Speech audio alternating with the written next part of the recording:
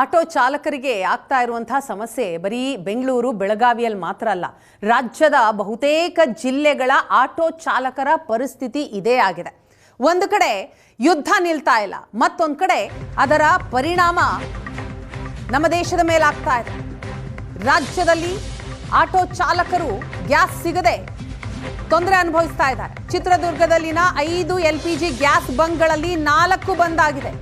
ಒಂದೆಡೆ ಬೆಲೆ ಏರಿಕೆ ಇದೆ, ಮತ್ತೊಂದು ಕಡೆ LPG ಗ್ಯಾಸೇ ಸಿಗ್ತಾ ಇಲ್ಲ. ಇಂತಹ ಪರಿಸ್ಥಿತಿ, ಆಟೋವನ್ನೇ ಅವಲಂಬಿಸಿ ಜೀವನ ಸಾಗಿಸ್ತಾ ಇದ್ದಾರೆ ಚಾಲಕರು.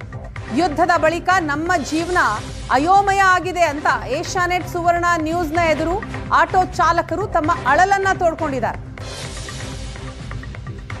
ಚಾಲಕರಿಗೆ ನಿಜಕ್ಕೂ ಕೂಡ ಒಂದು ರೀತಿ ದೊಡ್ಡ ಪೆಟ್ಟು ಬಿತ್ತಿದೆ ಅಂತ ಹೇಳ್ಬೋದಾಗಿದೆ. ನಮ್ಮ ದೃಶ್ಯಗಳಲ್ಲಿ ಗಮನಿಸ್ಬಂದಿವಿ. ಈಗ ನಾನೀಗ ಚಿತ್ರದುರ್ಗ ನಗರದ ಚಳ್ಳಕೆರೆ ರಸ್ತೆಯಲ್ಲಿರ್ತಕ್ಕಂಥ ಆಟೋ ಗ್ಯಾಸ್ಗಳಿದ್ದೀವಿ. ಈ ಸದ್ಯ ಏನಂತಂದರೆ ಕಳೆದ ಒಂದು 10-15 ದಿನಗಳಿಂದ ಈಗ ಆಲ್ರೆಡಿ ಒಂದು ಬಂಕನ್ನು ಕಂಪ್ಲೀಟಾಗಿ ಕ್ಲೋಸ್ ಮಾಡಲಾಗಿದೆ. ನಗರದಲ್ಲಿರ್ತಕ್ಕಂಥ ಏನು 4-5 ಬಂಕ್ಗಳಿವೆ ಆಟೋ LPG ಗ್ಯಾಸ್ ಬಂಕ್ಗಳು, ಅದರಲ್ಲಿ 4 ಬಂಕ್ಗಳನ್ನು ಈಗಾಗಲೇ ಮುಚ್ಚಲಾಗಿರ್ತಕ್ಕಂಥದ್ದು. ಏನಂತಂದರೆ ಯಾವುದೇ ರೀತಿ ಗ್ಯಾಸ್ ಸಪ್ಲೈ ಆಗ್ತಾ ಇಲ್ಲ. ಇರ್ತಕ್ಕಂಥ ಒಂದೇ ಒಂದು ಗ್ಯಾಸಲ್ಲಿ ಈಗ ಸದ್ಯ ಏನಂತಂದರೆ ದುಬಾರಿ ಬೆಲೆ ಇರ್ತಕ್ಕಂಥದ್ದು, ಅದರಲ್ಲೂ ಕೂಡ ದಿನದಿಂದ ದಿನಕ್ಕೆ ಒಂದು ರೀತಿ ಗಗನಕ್ಕೇರ್ತಾ ಇದೆ. ಇದರಿಂದಾಗಿ ಆಟೋ ಚಾಲಕರಲ್ಲಿ ನಿಜಕ್ಕೂ ಕೂಡ ಅವತ್ತಿಂದ ದಿನದ ಕೂಲಿಯನ್ನು ನಂಬಿಕೊಂಡು ಜೀವನ ಮಾಡ್ತಕ್ಕಂಥ ಆಟೋ ಚಾಲಕರು ಇವತ್ತು ಕಣ್ಣೀರಲ್ಲಿ ಕೈ ತೊಳಿತಾ ಇದ್ದಾರೆ ಅಂತ ಹೇಳ್ಬೋದು. ಸಾಕಷ್ಟು ಸಂಖ್ಯೆಯಲ್ಲಿ ಬೆಳಗ್ಗೆಯಿಂದನೂ ಕೂಡ ಈ ಒಂದು ಆಟೋ ಇವತ್ತಲ್ಲ ನಾಳೆ ಓಪನ್ ಆಗುತ್ತೆ ಆಟೋ ಗ್ಯಾಸು, ನಮಗೆ ಆಟೋ ಗ್ಯಾಸಿಂದ ಒಂದು ವ್ಯವಸ್ಥೆ ಸಿಗುತ್ತೆ ಅಂತಕ್ಕಂಥ ಒಂದು ನಂಬಿಕೆಯಲ್ಲಿ ಆಟೋ ಚಾಲಕರು ಬರ್ತಾ ಇದ್ದಾರೆ.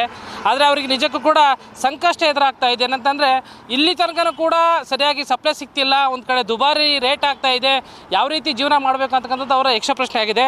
ನೇರವಾಗಿ ನಾನು ಆಟೋ ಚಾಲಕರ ಹತ್ರ ಕೇಳ್ತೀನಿ. ಬರ್ತಿ ಕಷ್ಟ ಆಗ್ತಾ ಇದೆ ಸರ್. ಈಗ 54 ರೂಪಾಯಿ ಇರೋದು ಆಲ್ರೆಡಿ ಯುದ್ಧ ಅಂತಂದು ಸ್ಟಾರ್ಟ್ ಆದಾಗ್ಲಿಂತ ಗಗನಕ್ಕೆ ಏರ್ತಾನೆ ಐತಿ. ಆದ್ರೂ ನಮ್ಮ ಸಮಸ್ಯೆಗಳು ಅನ್ಕರಿ ಜನಗಳಿಗೆ ನಾವು 30 ರೂಪಾಯಿ ಮಿನಿಮಮ್ ಇರೋದು, ನಾವು 30 ರೂಪಾಯಿ ಮೇಲೆ ಜಾಸ್ತಿ ಕೇಳಂಗಿಲ್ಲ. ಇಲ್ಲಿ ನೋಡಿದರೆ ಗ್ಯಾಸ್ ರೇಟ್ ಜಾಸ್ತಿ ಆಗ್ತಾನೆ ಐತಿ.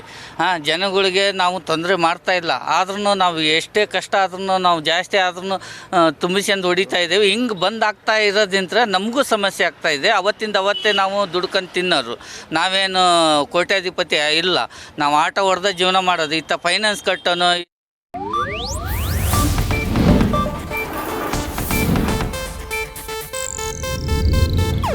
ಇದು ಏಷ್ಯಾನೆಟ್ ನ್ಯೂಸ್ ನೆಟ್ವರ್ಕ್ ಪ್ರಸ್ತುತಿ.